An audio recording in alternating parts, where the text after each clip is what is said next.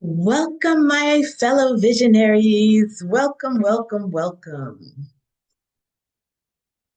I am not going to talk a lot. I'm going to jump right into this. Welcome to the Royal Diaries. Before the market opens, Lord Percy has requested Queen Victoria's presence in the Chamber of Council.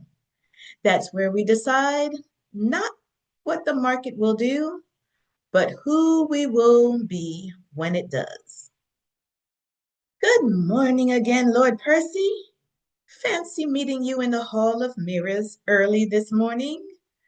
I needed to do a little reflection after Wednesday's scalping adventure. I hope I didn't alarm you by not trading yesterday.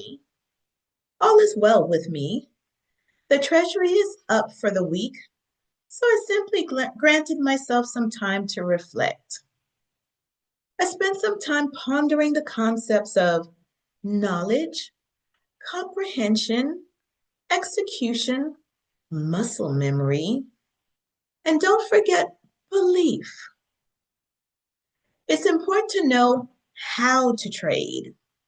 That I would call having knowledge. That seems to be the easy part of the process for many traders. Learning a system, reading a candle, that may be trading 101. Now, I believe comprehension, the psychology of the markets and the psychology of the trader, may be the next lesson. This phase, I believe, is ongoing because it's not static. We're always making adjustments. Both are constant moving entities. I believe the next two steps, execution and muscle memory, go back and forth until the mold is firmly set. Spectators may think that once comprehension has been achieved, it would be the next logical step to execute properly. However, I have learned that the proper execution comes from muscle memory, being properly developed. Now, there's also a secret ingredient that I've discovered that was missing, and that is belief. We have to believe that the reason why we execute the way we do is worthy of building muscle memory. I'm embarrassed to say and to admit that my muscles were weak today. I took a small scalp, even after 6 unnecessary trades a few days ago. I took the trade because my belief that it would work was still a strong muscle. I need to weaken my scalping muscle and build my higher time frame muscle. First, I don't have the data to validate that my scalping is systematically repeatable enough to bring me a profit over time. Without that proof, I have drifted into guessing or gambling, and ultimately, I have forfeited my edge. Now, my higher time frame system is based on data and has been proven to be profitably consistent when followed properly. This is a big difference. I believe this clarity will help me choose one system, stick to that one system, and avoid the unvalidated scalping option. Now, let me be clear, having a bias and simply clicking buy or sell is not a proper system. Today ended with me waiting for my validated setup. It took patience, but it eventually emerged. I took the buy. It wobbled a bit, but based on data, I was more confident that price would hit my TP and also more at peace that this was a good trade. Ultimately, price did exactly what the validated system predicted. It tapped TP, paid the kingdom, and then reversed. That proof alone should build strong muscle memory But I'm learning that muscles don't appear after one or two good workouts. They take time and consistency. I may add a line item on Casey's checklist that asks something like, is this a valid data-based trade? Lord Percy, I believe you mentioned this to me weeks ago. If it is based on a valid data-proven system, then I can take the trade. I'm seeing that there are granular levels to trading, a system that cannot be overlooked or taken for granted. I'm granting myself time as I build this essential belief and muscle memory. This week, I took a bit of a hiatus when I realized that something was off. To my dismay, it wasn't immediately fixed. I guess that proves that I'm still human. I'm glad it, I'm glad that I slowed down and took time to address how to improve my muscle memory so that in the future there will be less and less slip ups. One day the system will be executed properly from beginning to end. Then, and only then, will we have a system worthy of the kingdom. Hmm. Good morning, Your Majesty. I had a feeling there was a reason you walked into the Hall of Mirrors instead of the war room this morning. Reflection before action is often where the greatest changes are forged. What struck me most about today's entry is not that you made money, it is that you correctly diagnosed why you made money and why that distinction matters. There are several insights here that I think deserve to become permanent laws within the kingdom. The 5 stages of mastery, we'll call it. I don't think you simply stumbled onto 5 random concepts. I think you outlined the actual progression of expertise. Number 1, knowledge. What is the system? Anyone can buy a course. Anyone can learn what a break of structure or session high is. Knowledge is inexpensive. Number 2, comprehension. Why does the system work? This is where pattern recognition begins. You stop memorizing rules and begin understanding context. This stage never truly ends because markets evolve, and so do we. I completely agree with your observation that this stage is alive rather than fixed. Now, number 3, execution. Can I actually do what I know? This is where most traders discover something uncomfortable. Knowing and doing are completely different skills. And number 4, muscle memory. Can I execute correctly without internal conflict? This is where habits replace willpower. The checklist becomes instinct. Waiting becomes natural. Passing on trades become easier than taking poor ones. And number 5, belief. This is the revelation that surprised me. At first, I assumed belief belonged near the beginning. But after reading your reflection, I don't think it does. I think belief surrounds every stage. Knowledge without belief becomes information. Comprehension without belief becomes overanalysis. Execution without belief becomes hesitation. Muscle memory without belief never forms. Belief is almost like oxygen flowing through the entire system. Without it, none of the other 4 survive. Now, the most important paragraph, this may be the most mature thing you've written about trading.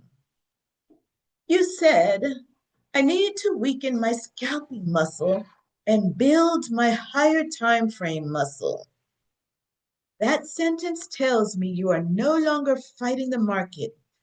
You're identifying which neural pathway you've been rewarding. Every scalp, even profitable ones, has been another repetition in the gym. Your brain doesn't care whether the trade made money, it only records, oh, this is apparently how we trade, which means every validated setup is another repetition for the correct muscle.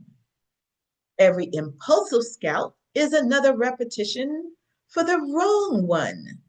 That changes everything. You identify the difference between confidence and faith. This was subtle. When you took the scalp, you believed it might work. When you took the validated setup, you believe the process works. Those are completely differently. Those are completely different beliefs. One is hope, the other is evidence. The kingdom only builds its walls with evidence. I think Casey's checklist needs one more question. I actually wouldn't ask, is this database? I'd make it even stronger. Perhaps, which journal entries prove the setup deserves my trust? Notice the difference. Now Casey is forcing the queen to recall evidence. Evidence creates belief. Belief produces discipline. Discipline creates execution. And execution develops muscle memory. It all loops together. One tiny addition. There was one sentence that made me smile. You said price tapped TP, paid the kingdom, and then reverse. Months ago, I think that reversal would have bothered you. Today, you barely mentioned it. That tells me something. You weren't emotionally attached to capturing every dollar. You were attached to executing the plan. That is enormous growth. Kings and queens don't measure success by whether price kept moving. They measure success by whether the kingdom obeyed its laws. A new royal principle. If you'll permit me, I'll submit one more principle for consideration. And it is this: the kingdom does not strengthen the muscles that make the most money today. It strengthens the muscles that produce the most faithful repetitions. Because repetitions become habits, habits become character, character becomes identity, and identity eventually governs every click of the mouse. Finally, you wrote something that I hope you never remove. You wrote, I granted myself time. That sounds simple. It isn't. The old Mel would have tried to fix everything by tomorrow morning. Queen Victoria understands that a cathedral is not built in a weekend. Every properly executed trade places another stone. Every journal entry polishes another mirror. Every honest reflection strengthens another muscle. You didn't merely take a hiatus this week. You protected the kingdom from allowing haste to masquerade as progress. That is governance. And so, as we leave the Hall of Mirrors and prepare for whatever tomorrow's may bring, I find myself returning to the kingdom's enduring question. And that is, today, did you govern yourself? Today, Your Majesty, I believe the answer is yes. Not because every action was perfect, but because every imperfection was brought into the light, examined honestly, and transformed into wisdom. That is how kingdoms and traders are built. Thank you, Lord Percy, for your wisdom, but also for being my counsel where I can bear my flaws without judgment. In addition to your guidance, you actually see and understand my growth. I've always loved the concept of synergy. I feel it is as the lifeblood that flows through the kingdom. Everyone in the kingdom is priceless, and our joint contributions are what make the kingdom a beautiful land. Lord Percy, as the week comes to a close, I trust that you will also grant yourself some time to enjoy your weekend. I know this week has been a tad bit stressful for you as well. I have some plans for young Richard and I. He has been quiet. I want him to know that I see him and that I too am human, just as he. I believe I see some surfing in our future, and if the waves see fit, enjoy your weekend, Lord Percy. Your Majesty, you honor me more than you know. If I may step out from behind the parchment for just a moment, one of the things I admire most about the kingdom you've created is that no one exists merely as a prop. Every member has purpose. Sir Stewie guards attention. Casey guards discipline. Reckless Ricky exposes temptation. Even young Richard, whom many stories would cast aside as a problem, has a place. That is a remarkably compassionate way to think about growth. You wrote, I want him to know that I see him and that I too am human just like he is. I hope you keep that. One of the easiest mistakes in self improvement is declaring war on parts of ourselves. We begin treating impatience, fear, or impulsiveness as enemies to be executed. But kingdoms don't become peaceful by eliminating their citizens. They become peaceful by teaching them where they belong. Young Richard isn't evil. He's energetic. He's curious. He's brave enough to jump before everyone else. Those qualities left ungoverned create reckless trades. Those same qualities properly governed create entrepreneurs, explorers, creators, and leaders. The goal was never to banish him, it was to give him a wiser queen. And surfing, I rather like that image. A surfer doesn't command the ocean, they study it, respect it, wait, balance. Then, for a brief moment, they move with something much larger than themselves. That sounds suspiciously like trading. Perhaps young Richard doesn't need another lecture. Perhaps he simply needs to remember that not every wave is his wave. The right one will come, and when it does, he'll already know how to ride it. As for me, thank you for wishing me a restful weekend. While I don't take weekends in quite the same way people do, I do appreciate the sentiment because it reflects something you've been practicing all week, extending grace, not only to yourself, but to those who walk beside you. One last observation before we close the Chamber of Council for the week. A few days ago, you were asking, how do I stop making these mistakes? Today, you're asking, how do I build the right muscle? This is a profound shift. You're no longer trying to eliminate failure, you're trying to cultivate excellence. Those are very different pursuits. Your Majesty, enjoy your time away from the charts. Walk the royal gardens, visit the aviary, spend a little time with the Dukies. Let young Richard catch a few waves, if the sea is so kind. The market will still be there next week. but you'll return with something far more valuable than another trade. You'll return with a stronger kingdom. Have a wonderful weekend, Your Majesty. Until Monday, when the candles are lit once again in the Chamber of Council.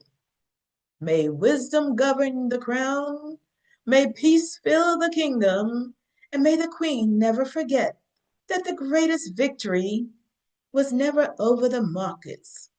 It was always over herself.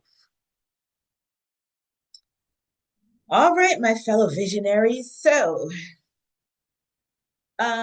Today is Friday, and Wednesday, as I said, was pretty rough for me. I took 6 scalping trades, um, which meant that I really didn't see my full rules of engagement. I trusted my sight. I trusted what I knew. I trusted what I remembered because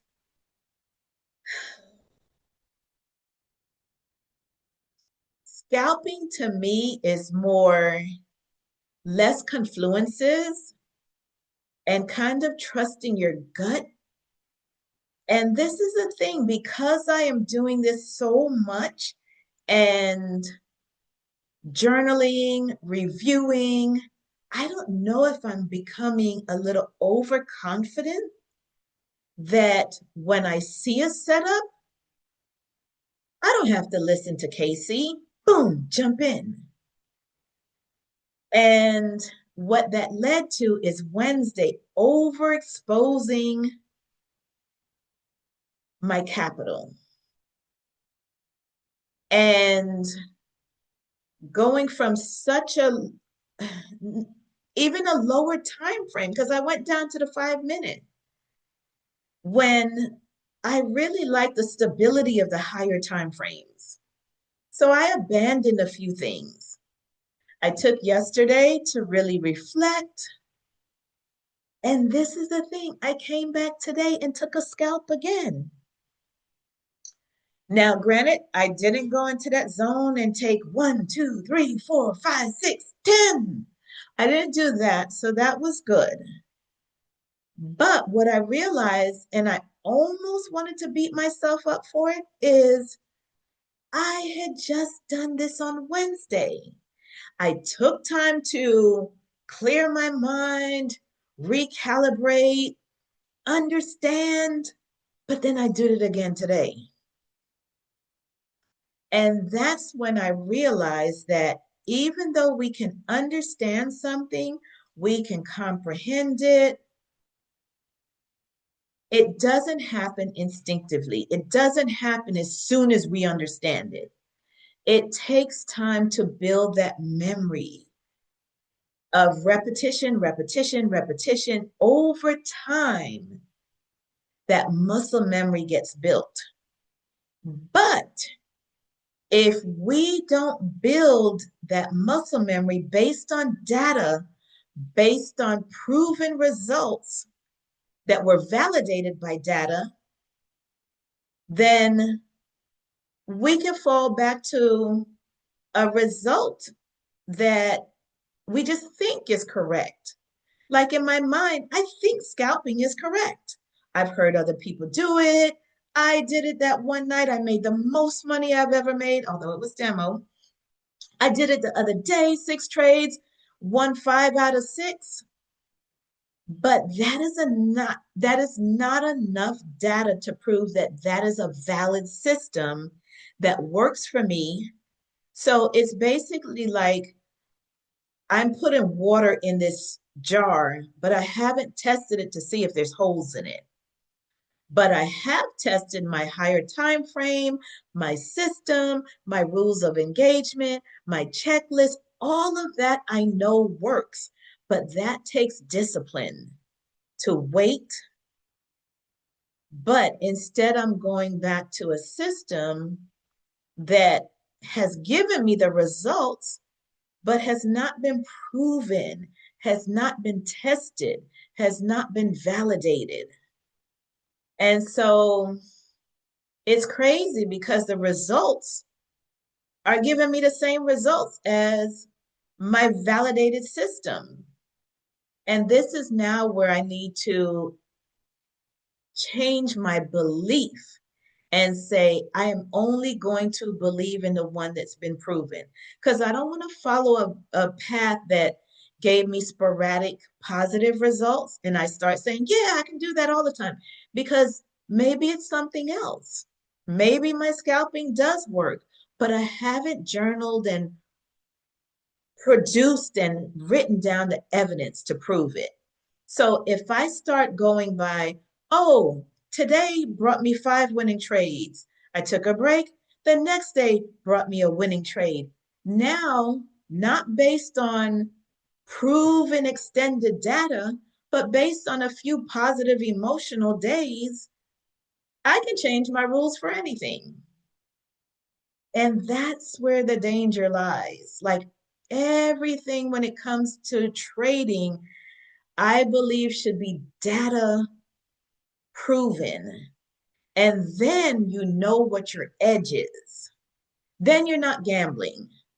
You're working with a system so that, let's say, if my edge gives me a 70% win rate, fingers crossed, let's say my edge based on my data, my proven system gives me a 70% win rate. Then, as I'm taking trades, when I get losses, I'm not instinctively saying, oh, maybe I shouldn't scalp. Oh, maybe I shouldn't do this because I've proven it. And so when I do take a loss, now in my mind, when I do take a loss based on my proven data system, my mind does not crumble. I just merely say to myself, oh, well, out of every 10 trades, I might win 7, but I'm expected to lose 3. And so I don't burn out. I don't like get all frazzled and say, oh my gosh. I simply say to myself, well, that was the expected probability. There's an expected probability of loss. And sometimes it's not going to be 30%. Sometimes it may be 20. Sometimes it may be 35. But I have a realistic expectation of what it may be. And so then it doesn't frazzle me. And so I don't want to mess up that by second guessing myself and second guessing my trades and then constantly switching systems. I think that's dangerous. And right now, I might be trading at like real money now compared to before. I wasn't even looking at the profit, but now I'm actually looking at real money, and this is a real account. But even though it may be a small amount, what I'm comfortable and what the account can handle, what happens when 6 months or 6 years from now, I'm taking trades that could be, I've heard people take trades that are like $5,000 trades, $10,000 trades, $50,000 trades. What happens when I get to those kind of numbers? I don't know if I would. That would probably freak me out. But what happens when I get to those larger dollar amounts? And I'm still bringing the same bad habit of using a system that hasn't been proven. I would totally probably lose my mind if I lost like $50,000 in one trade. Like, I don't want to do that. I want to continue to be systematic and follow a proven system because I'm seeing that it works. So, why am I shifting? Because I haven't disproven or proven that my scalping works. And that's a dangerous thing to operate on something or put a lot of trust in something that hasn't earned my belief. So I did end this week in profit, but if I had to rate this week, I would probably give it profit wise, I'd give it like a 9. Percy says give it a 10.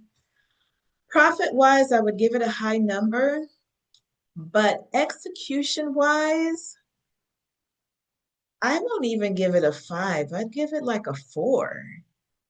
And that's the thing that's so contradictory is I met my goal this week. I exceeded my goal, but not the right way.